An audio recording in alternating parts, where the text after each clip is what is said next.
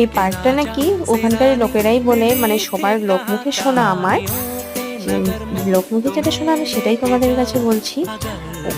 পার্কটা সম্পূর্ণ উনি ওনার নিজের টাকায় করেছেন, মানে লোকে যেটা বলে। তো এখানে ভগবান শ্রীকৃষ্ণের সবগুলো লীলা এই পার্কের ওয়ালের মধ্যে বেশ সুন্দর খোদাই করে খুব সুন্দর করে ফুটিয়ে তুলেছে। খুব ভালো লেগেছে আমার, একদম দারুণ দেখতে।